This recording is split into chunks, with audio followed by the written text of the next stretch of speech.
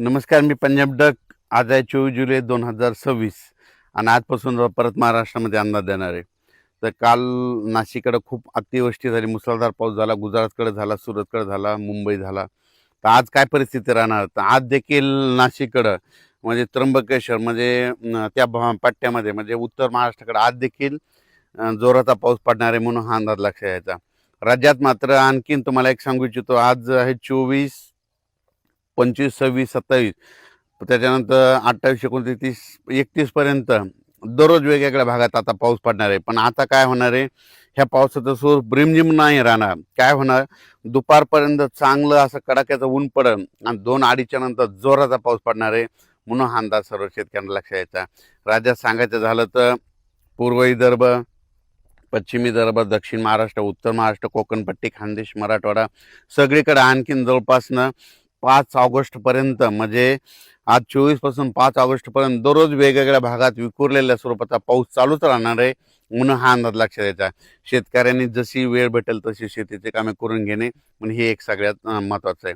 त्याच्यानंतर राज्यात सांगायचं झालं तर आणखीन परत सोलापूर जिल्हा, लातूर जिल्हा, धाराशिव जिल्हा त्या भागामध्ये देखील त्या शेतकऱ्याला सांगू इच्छितो तुमच्याकडे देखील काय होणार आहे म्हणजे आत्ता ह्यामध्ये 24 ते 5 ऑगस्टच्या दरम्यान तुमच्याकडे देखील चांगला जोराचा पाऊस पडणार आहे म्हणून हा अंदाज लक्षात यायचा, कारण की तुमच्यासाठी आनंदाची बातमी. त्याच्यानंतर विदर्भामध्ये देखील काय होणार आहे, आज 24 पासून ते 5 ऑगस्टपर्यंत दररोज वेगवेगळ्या भागात विखुरलेल्या स्वरूपाचा पाऊस पडणार आहे. दुपारपर्यंत चांगलं कडाक्याचं ऊन पडणार, पण दुपारी 2:30-3च्या नंतर जोराचा पाऊस येणार म्हणून हा अंदाज सर्व शेतकऱ्यांना लक्षात यायचा. त्याच्यानंतर मराठवाड्यामध्ये परभणी जिल्हा, लातूर जिल्हा, बीड जिल्हा, धाराशिव जिल्हा, जालना जिल्हा, संभाजीनगर, हिंगोली जिल्हा ह्या पट्ट्या परभणी मराठवाड्यातल्या शेतकऱ्याला सांगू इच्छितो की मराठवाड्यात देखील काय होणार आहे, असं चांगलं दुपारपर्यंत कडक ऊन राहील, पण 2:30-3च्या नंतर ते रात्रीपर्यंत मग जोराचा पाऊस पडणार आहे म्हणून हा अंदाज लक्षात यायचा. हा पाऊस दररोज एकदाच सगळीकडे येणार नाही, दररोज वेगवेगळ्या भागात आणखीन जवळपास 5 ऑगस्टपर्यंत असंच विखुरलेला स्वरूपात राहणार आहे. पण जे आता एवढा मोठा म्हणजे मुसळधार इतका जोराचा पाऊस नसणार आहे, फक्त हे अर्ध्या घंट्याचा 22 मिनिटाचा हे पाऊस पडणार आहे म्हणून हा अंदाज शेतकऱ्यांना लक्षात यायचा.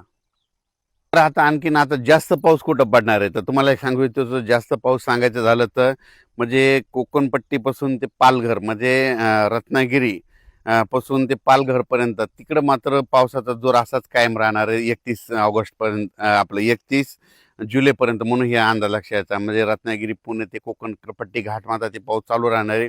त्याच्यानंतर वरती इकडं नाशिक, त्र्यंबकेश्वर, त्याच्यानंतर नंदुरबार जिल्हा विशेष म्हणजे तिकडे आतापर्यंत पाऊस कमी पडलेला आहे, पण त्याच्यामध्ये आता ह्या 5 दिवसामध्ये नंदुरबार जिल्हा, धुळे जिल्हा, जळगाव जिल्हा, जामोद घाटाच्या खाली बुलढाणा इकडं अचलपूर, त्याच्यानंतर अमरावती, मोर्शी ह्या पट्ट्यामध्ये काय होणार आहे, परत एकदा ह्यामध्ये 4-5 म्हणजे 24 पासून ते 5 ऑगस्टच्या दरम्यान काही काही ठिकाणी मुसळधार पाऊस पडणार आहे म्हणून हा अंदाज लक्षात घ्यायचा. त्याच्यानंतर इकडं तेलंगणात देखील चांगला आहे, आणखीन 5 ऑगस्टपर्यंत चांगला पाऊस राहणार आहे. तेलंगणातल्या शेतकऱ्यांना अंदाज लक्षात यायचा. कर्नाटकमध्ये देखील तशीच परिस्थिती राहणार आहे म्हणून हे लक्षात यायचं. गुजरातमध्ये मात्र सुरत असो, अहमदाबाद असो, तिकडं मात्र अतिवृष्टी होणार आहे म्हणून हा अंदाज गुजरातच्या शेतकऱ्यांनी घ्यायचा. गुजरातकडं मध्य प्रदेश म्हणजे इंदोर, खंडवा, त्या बुरामपूर ह्या पट्ट्यामध्ये काय होणार, तिकडं अतिमुसळधार पाऊस पडणार आहे. त्याच्यामुळे काय होणार आहे, मग त्याच्या बाजूला मराठवाडा लगत आहे, सीमा लगत आहे, मग त्याच्यामुळं मराठवाड्यामध्ये महाराष्ट्र लगत आहे. तर बुरामपूरच्या बाजूला मग जळगाव जामोद येतं, इकडं अचलपूर येतं, परतवाडा येतं, त्याच्यानंतर इकडं रायवेर येतं, तिकडं नंतर पाचोळा, भडगाव हे जळगाव जिल्ह्यामध्ये काय होणार, मध्य प्रदेशमध्ये मुसळधार पाऊस पडणार असल्यामुळं जळगाव जिल्हा, धुळे जिल्हा, नंदुरबार जिल्हा, अमरावती जिल्हा, बुलढाणा जिल्हा घाटाच्या खाली म्हणून ह्या परिसरामध्ये मात्र मुसळधार पाऊस पडणार आहे ह्या 5 दिवसामध्ये म्हणून ही अंदाज लक्षात यायचा. त्याच्यानंतर नागपूर, भंडारा, गोंदिया, चंद्रपूर, यवतमाळ, वाशिम, हिंगोली, नांदेड ह्या परिसरामध्ये देखील त्या शेतकऱ्याला सांगू इच्छितो की आता म्हणजे 24 तारखेपासून ते 5 ऑगस्टपर्यंत दररोज 1 दिवस आड तिकडे देखील असाच पाऊस चालू राहणार आहे, एकदम पाऊस बंद होणार नाही म्हणून हा अंदाज शेतकऱ्यांनी लक्षात यायचा. आणखीन जर खूप मोठा पावसाचा जर अंदाज सांगायचा झाला तर आणखीन ऑगस्टच्या मात्र 10 ऑगस्ट ते 15 ऑगस्ट ते 30 ऑगस्टच्या दरम्यान पुन्हा एकदा असा जोराचा पाऊस महाराष्ट्रामध्ये येणार आहे. त्याची तारीख आपण नंतर देऊ. ते पण त्या भागात राहणार आहे ती देखील डिटेल देण्यात येईल. पण 15 ऑगस्ट ते 30 ऑगस्टच्या दरम्यान परत एकदा राज्यात अतिवृष्टीचा एक पाऊस पुन्हा एक एक चक्र लो प्रेशर आहे चक्रीवादळ येणार आहे. त्याचा मी अंदाज देणार आहे. बऱ्याच माध्यमातून एक चर्चा भेटते की ऑगस्टमध्ये खंड पडेल. तर शेतकऱ्याला सांगू इच्छितो खंड वगैरे काय पडणार नाही, दुष्काळ वगैरे पडणार नाही.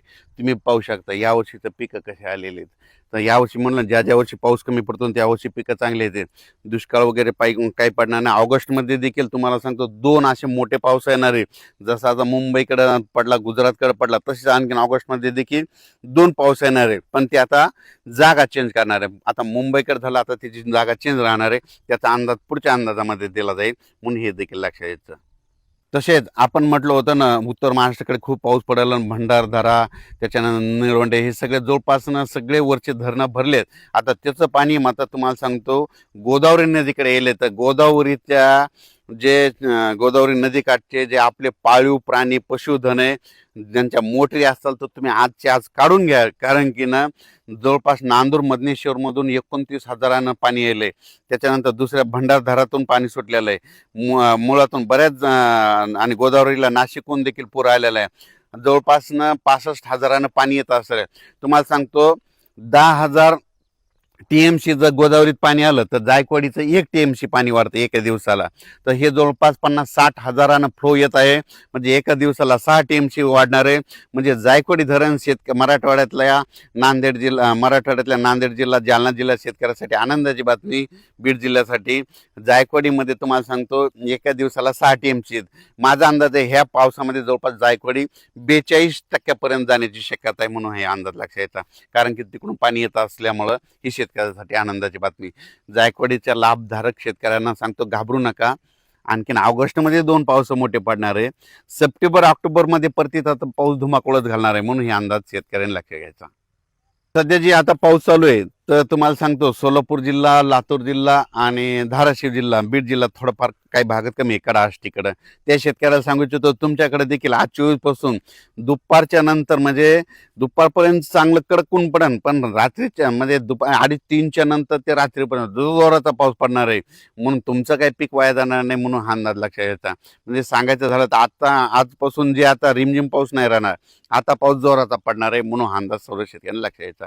अचानक वातावरण बदल झाला, परत एक मेसेज दिला जाईल. धन्यवाद.